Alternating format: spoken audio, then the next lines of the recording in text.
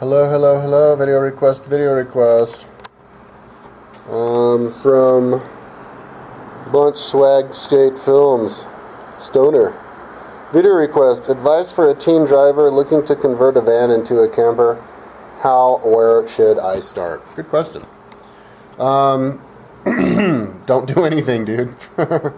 I don't know what kind of van you have. Say you have like just as like a cargo van or whatever.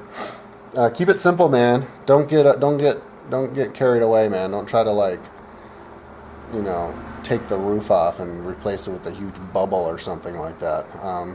Especially if you're a teen. Teens are really fickle. They want to do one thing one month, and then the next month they're trying to do something else, and they end up looking back on it when they're older and realizing how much money and time they spent on shit.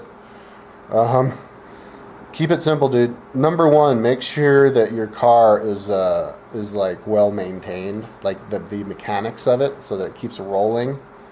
Make sure that all the fluids are all up to date for a teen driver, and the engine has been tuned up at the proper mileage, and all the tubes are not leaking totally. And make sure you have enough money in the bank. Get some credit cards. Not to go into debt, but in case you're out there and your car breaks down, you can pay to get it fixed. That's number one. Number two, if I were you, what I would do is I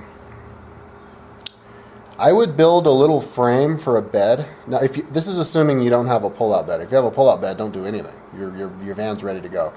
If you have like a cargo van, and most cars have situations where you can put the seat back and make a bed. But if you have just a cargo van with just nothing in the back, what I'd recommend is building with wood. Just building a little.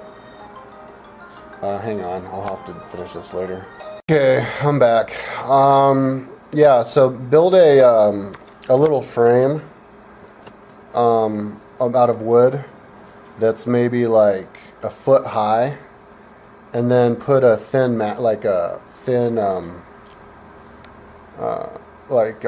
mattress on top of it, like a Thermarest, that you do with camping that you can blow up. Those things are perfectly comfortable enough to sleep in.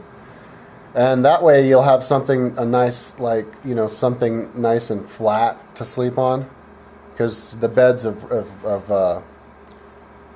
vans, have that corrugated thing on them, and it's not really comfortable. And then if it's if it's got a rug or just it's just nasty. It's better to have a nice bed that you can take out and sweep out. Plus, you have a storage area. You're creating a storage area below the bed to store stuff. Any time you have a chance to build like layered things, shelves or something, then that's good, because living in a van,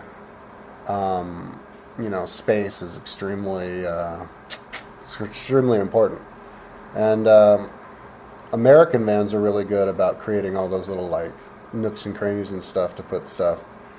They're kind of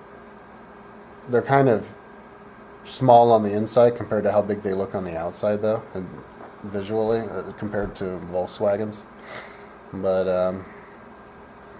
let's see here.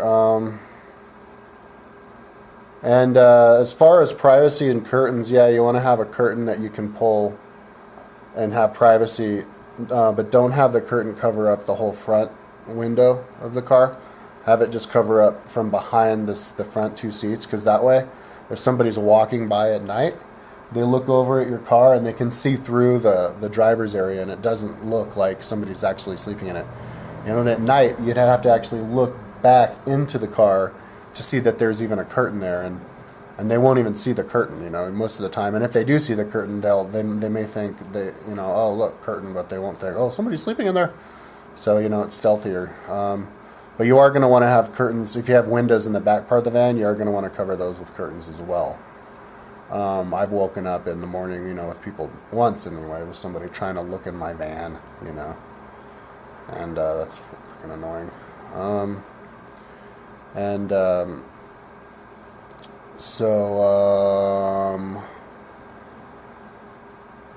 Yeah, and just depending on the van, yeah, little storage areas, little shelves and stuff. Maybe you could build something if you have a cargo. Drill something into the wall and have little shelves come out. That'd be kind of cool. Okay. Peace out.